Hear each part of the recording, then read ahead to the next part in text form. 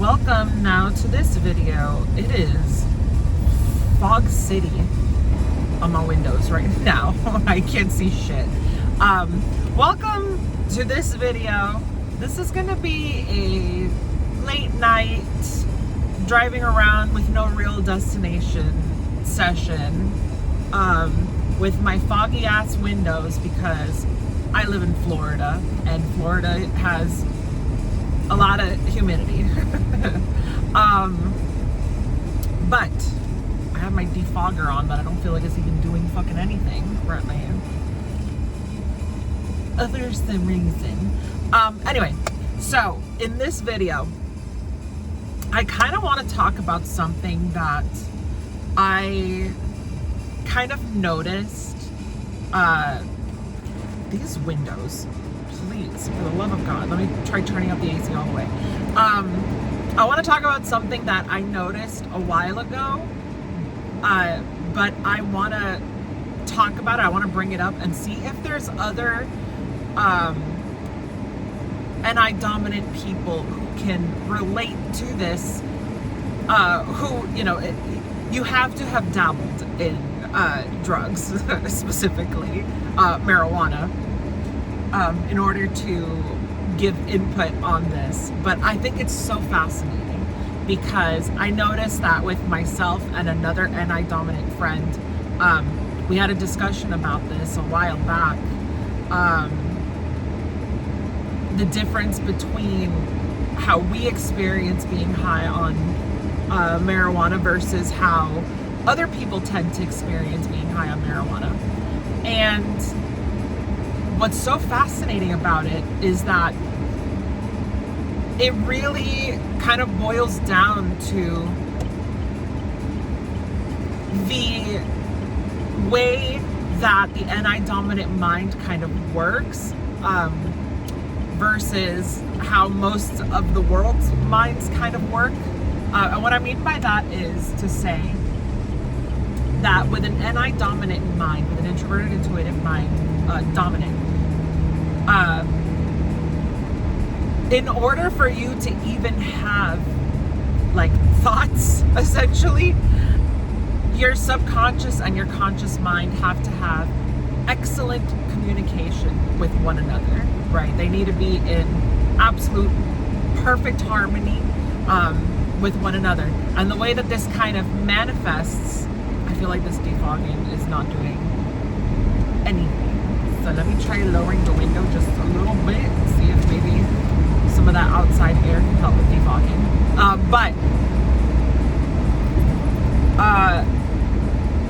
Your subconscious mind and your conscious mind, that's not doing shit. Your conscious mind and your subconscious mind have to be in excellent communication with one another, right? And the reason for this is because with an anti-dominant mind, the way that the anti-dominant mind kind of works is you are simultaneously aware of the things going on around you in the physical world, or in the physical sense. You're aware of the things happening around you, but there's this kind of disconnection from it. Not a dissociative disconnection, right? This isn't you disconnecting because you're dissociating. And this isn't a disconnection in the sense of like trauma or anything of that sort, right? But it's a disconnect from,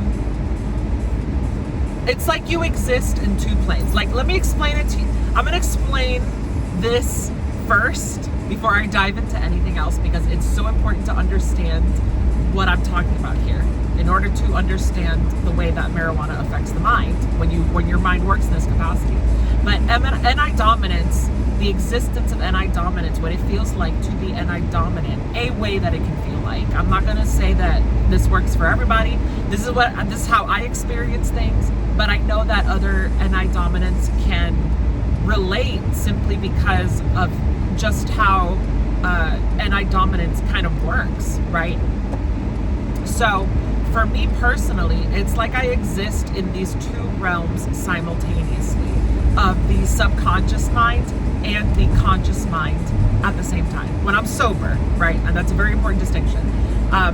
When I am sober, I exist in these two realms at the same time because my subconscious mind and my conscious mind have excellent communication with one another. So how this kind of looks like for me is I'll be existing out in the world, and I'll be, I can see things, I can interact with the world, but at the same exact time, I am totally aware of the things going on in my subconscious mind, right? When they say like, oh, you did that completely subconsciously,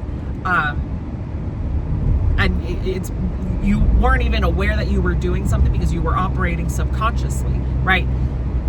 When you then become aware of that behavior that you were doing or you were exhibiting subconsciously, you become aware of it, you still have a propensity to do it, you still have a tendency to do it, but you're more aware of it happening now. Like, if it happens again, you might be able to catch yourself and be like, oh shit, I was doing that again, wasn't I? You know what I mean? Like, it's that feeling when you have that awareness of your subconscious like that, but all the time, right? It's not to say that I can't do subconscious behaviors without realizing it. Of course I can, right? I don't think it's fair to say that I am fully cognizant of all of my subconscious actions, but I am conscious enough of my subconscious actions, right? To the point where I'm, for the most part, aware of my subconscious mind, right? That is the case when I am sober. These two kind of realities kind of coexist, the subconscious and the conscious mind. They are constantly within communication with one another. So one of the ways that it can look like for me is if I'm having a conversation with somebody, I will be fully aware of the little tiny details of things, right? So I'll pick up on if they say something in a certain way that kind of evokes a certain emotion that they may be feeling, or I'll be aware of, I don't even know how to put it into words. It's like you're aware of all the very tiny little details that really don't matter in the grand scheme of things, but you pick up on them and you kind of like, you notice them, right? So I'll notice, like, do they have shoelaces that are a different color than what is typical that people would wear? Like, people mostly have white shoelaces. I'll notice if the person has like black shoelaces or something. That's a very silly example, but the point is, it's noticing and being aware of and putting it into your mind, into your memory, that tiny little detail, right? And that tiny little detail kind of sticks with me long term. And so it's these little things that kind of happen for me without me having to really do anything to do it, right? So I'll pick up on these tiny things, and my subconscious is constantly in communication with my conscious mind, and I'm fully aware of that happening, right? So the things that kind of get brought up in my subconscious, I become aware of, and then put that into memory storage, and then I remember them. That this is kind of one of the things that another YouTuber spoke on this very briefly, but it is the reason why INFJs and INTJs, I think it's an NI dominant thing personally, but I'm not a psychoanalyst, I'm not an expert in these fields. This is just my perspective on things, right? But he talked about how, specifically INFJs, because his videos are all about INFJs, he talked about how INFJs have this way of kind of like having selective memory where we can remember very specific things that most other people might not remember at all, or it'll take them they'll be taken aback almost by the fact that you even remembered such a minute little thing, right? And I used to joke about this by saying that I'll always, when it comes to my memory, I'll always the forest for the trees. And the irony in that is that the way my mind operates is I miss the trees for the forest because that's NI dominance. But for memory, it kind of works the other way around. So what this means is NI dominant, my mind is always bigger picture oriented. So it's always thinking in the bigger picture. So it's always grasping the forest, but it misses the trees, it misses the details. But my memory is very selective.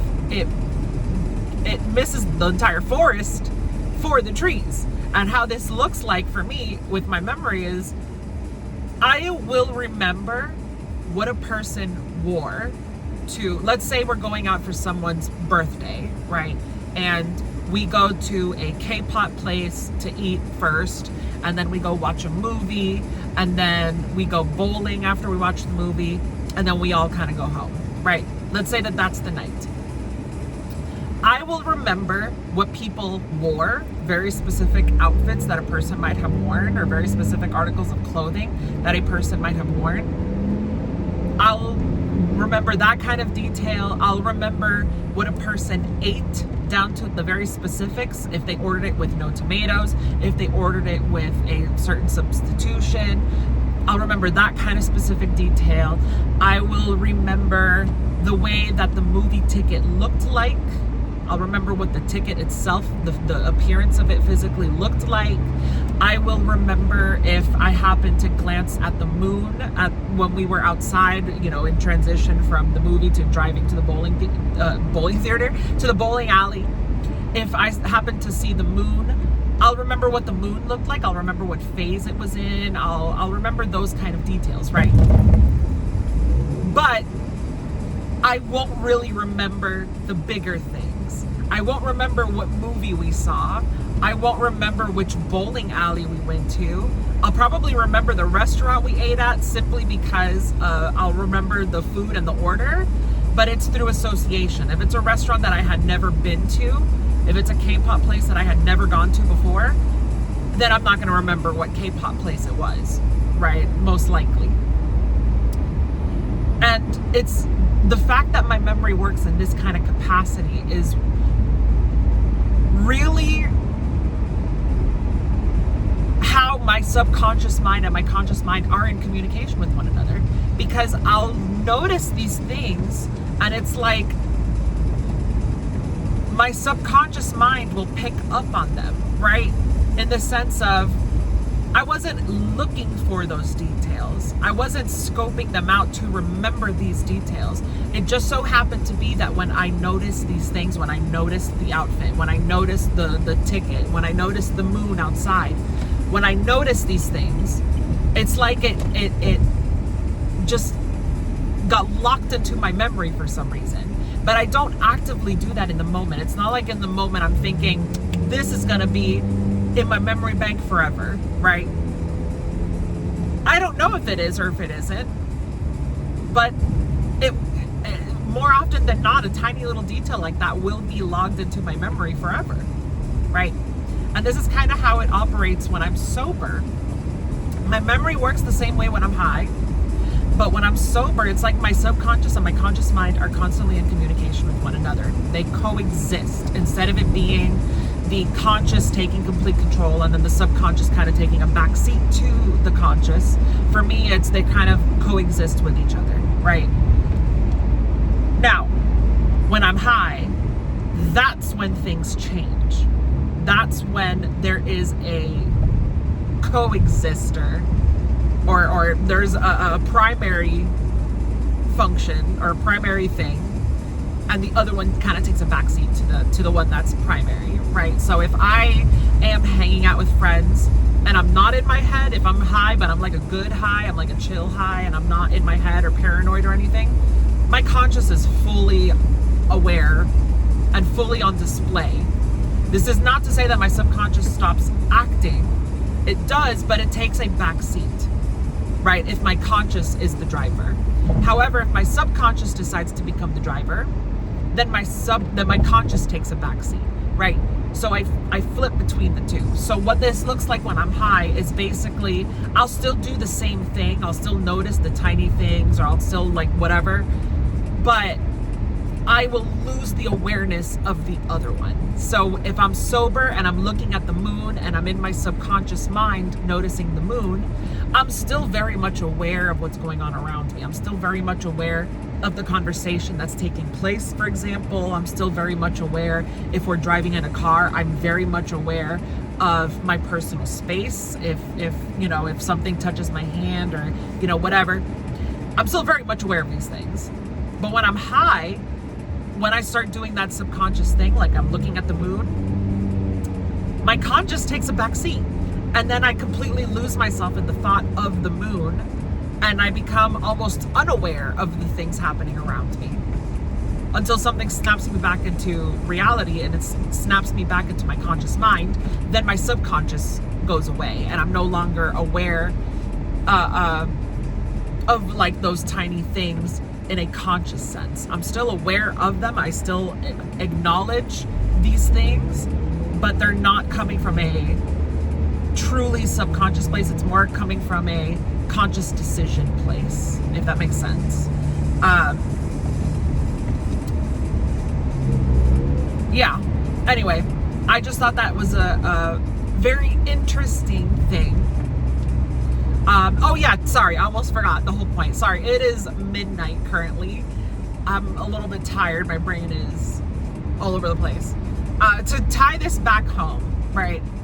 I was having this conversation with this friend, and one of the interesting things that we talked about, and it's one of the reasons why I've talked about everything that I just talked about, is that when an NI dominant mind is high, this is through the purview that it's just me knowing that I am an NI dominant person, and my friend who's an NI dominant person as well. We kind of talked about how when we smoke, or in my case, eat an edible, it's like we become grounded with reality, right? It's like you no longer feel like you're floating, or you no longer feel this like disconnection from reality while also being attached to the reality, right? And you become grounded, right? When we're high, we become grounded. And what that means is, like I've been explaining, the subconscious mind doesn't coexist with the conscious mind anymore. It's either one or the other, right? And what that looks like, what that groundedness kind of looks like, is very much, I'm trying to find my words here. It's very much like I become more aware of my surroundings. I become more aware of things, right? I become more conscious of things. And one of the very interesting things that I have taken note of this experience is that I lose my ability to multitask, right?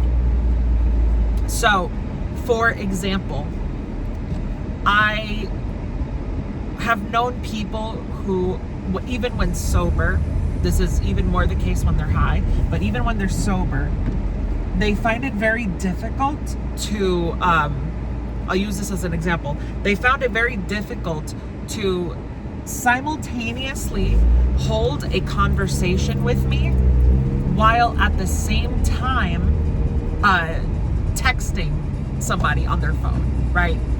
If they were texting somebody, or if they were typing to somebody on their computer while trying to also maintain a conversation with me, if they would focus on the texting, or they would focus on the conversation, or whatever the case may be, I would lose them, right? I would lose them. They would be silent for a while until they finished messaging, and then they would be able to continue the conversation with me.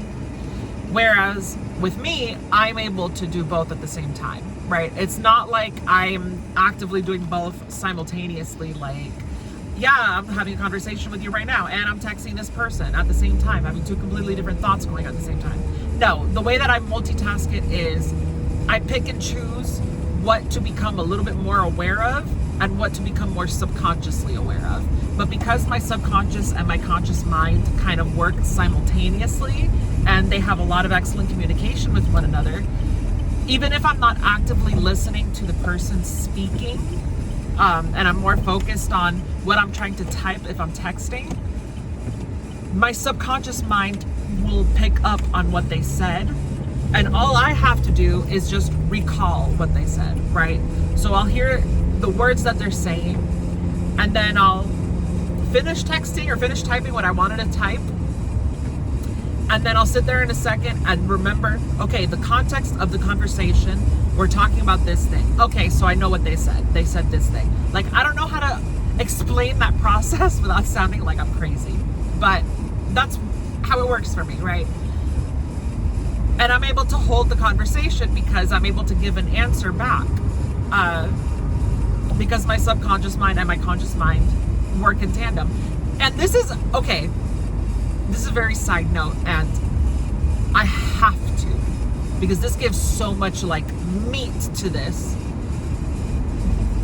I used to work at a place called Captel. Now, I don't expect anyone to know what the fuck that is. Captel basically is a call center job where it's a company that makes these specialized phones that have a screen on them that provide captions, right? So if they're talking to somebody on the phone, whatever that person on the phone is saying, the words that they're saying will be displayed on that screen so that they can read along with the conversation in real time, right?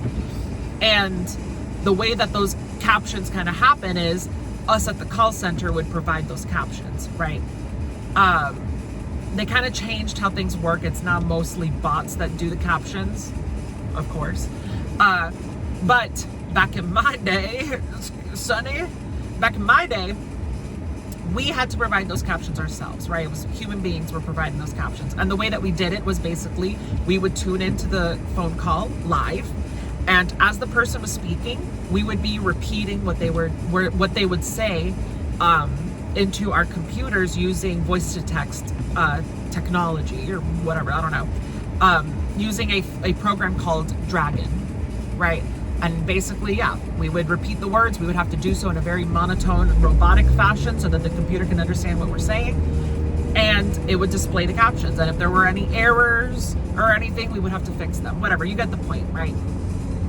So, this, as you can imagine, was mostly a very boring fucking job, right? There was not a whole lot of excitement unless the conversation or the call that you got was an interesting call. Like they were talking about something interesting, right?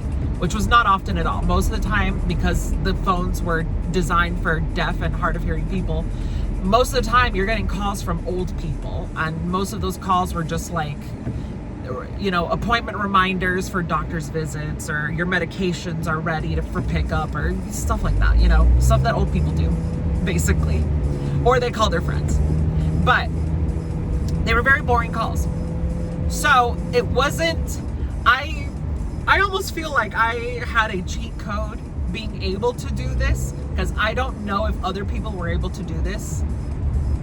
And this sounds fucking crazy now that I think about it, but it ties into exactly what I've been talking about, right? The subconscious mind being in communication with the conscious mind. So what would happen to me is I would fall asleep. And when I say I would fall asleep, I mean I literally would fall asleep. Like I would be gone, completely asleep. I wouldn't be dreaming, but I would be asleep. But the crazy part about this is that I was still able to caption, and I would be able to caption accurately. And I know that I captioned accurately while this happened because there were times, basically in the job, you would have a supervisor tune into one of your calls to monitor the call to make sure that you're captioning accurately, right? They would do that for, you know, just to make sure you're doing your job correctly. And there were times where they would tune into the call, and I knew I was asleep during that call because I don't remember anything about the call. I don't have any memory of what the call was even about. And they would call me up and be like, "So you did a good job with that call. You captioned it really well." And I'm sitting there like, I don't know how the fuck I did that because I was asleep. I was totally asleep during that, and yet somehow I was able to caption the call, voice and everything. I was talking, I was speaking. It's like I was simultaneously asleep and awake at the same exact time, able to capture these calls. And that to me is just like definitive proof of the insane connection between my conscious, oh, my neck, oh no, ooh, I've been sleeping really horribly lately, and me turning my head around like that, whoo, that hurt. Anyway, ow. That to me is an insane example of how well my conscious and subconscious minds kind of like meld together and communicate with one another. But basically, I want to know if other NI dominants who partake in the MJ, can you relate to marijuana kind of grounding you? Where it's like when you're sober, you exist in this like dualistic plane of the conscious and subconscious minds kind of melded together, and it creates an almost disconnection. And then when you are high, it's like you're completely grounded to the reality around you, or you are completely untethered. There's like no in-between realm anymore, right? Because that's kind of where I exist sober, is in this in-between realm between conscious and subconscious. But high, it's like I can't exist in that realm. I have to exist in one or the other. It has to be one or the other. And I'm curious to know, because I had that NI dominant friend who told me that he also experienced a level of groundedness when he was high, where he'd be more aware of his body, more aware of his surroundings. It is so dark here, I can't see shit. And yeah, he was more grounded. But yeah, anyway, I just thought this was a very interesting topic to bring up and to discuss, because I don't know, it's very fascinating. Psychoanalysis is a very fascinating subject to me. But anyway, that's all for this video. Let me know if you can relate NI dominance. And yeah, I will catch you guys in the next video. Oh yeah, as always, give this video a like.